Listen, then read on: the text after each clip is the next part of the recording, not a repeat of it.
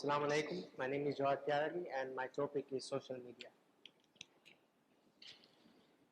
Social media is used by billions of people all over the world, and it's influenced by many facets of the human existence. For example, news, mental health, even revolution. Take, for example, social media marketing. First of all, the purpose of my speech.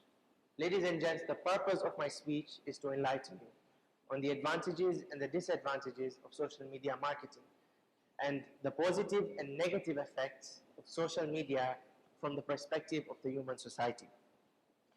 Take social media marketing, for example. The use of social media in marketing is increasingly vital. 91% of retail businesses use 2 or more social media channels, whereas 81% or more, 81% of all small or medium businesses use at least one source of social media. However, is it possible to use social media for a greater good? Is it possible to use social media to change lives? Yes, it is, and I have a story for you. It all started with a tweet on March 17th, 2017 from an influencer, a social media influencer called Jerome Jerry, who was on the phone with a volunteer in Somalia. This volunteer was his friend, and the volunteer had just witnessed a 6-year-old girl die of dehydration after traveling 90 kilometers with her mother in the scorching hot sun of Somalia to look for water. At the time, more than 20 million Somalians were facing starvation and famine, and according to the United Nations, it was the biggest humanitarian crisis since the end of the Second World War. Since Turkish Airlines was the only airline at the time that traveled to Somalia, Jerome put up a campaign. He put up a fund with the hashtag, with the title "Pray for Somalia," and he urged people to use the hashtag Turkish Airlines for Somalia.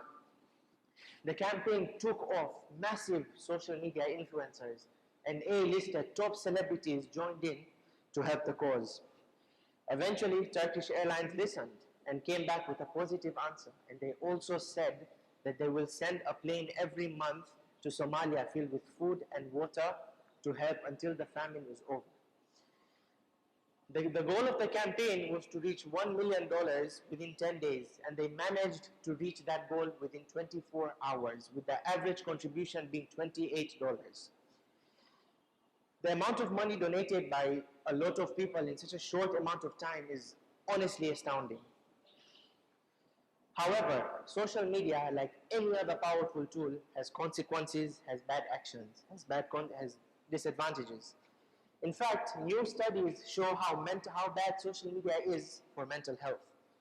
Well, little research has been done on it because social media is a relatively new technology. But multiple studies, however, have linked heavy social media usage to increased risk of depression, stress, anxiety, and also suicidal thoughts. Social media may also go on to promote even more negative experiences and negative thoughts. For example, the feeling of inadequacy in your life or your looks.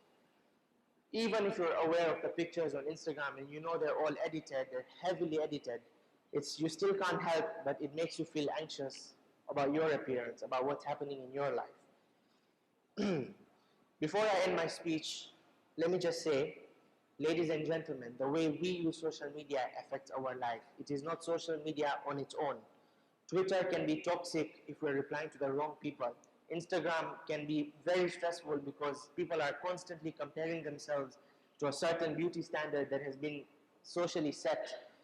In the end, social media is what we make of it. We should not be blaming apps when it is people who choose what to post, what to comment on, what to follow, what to search up.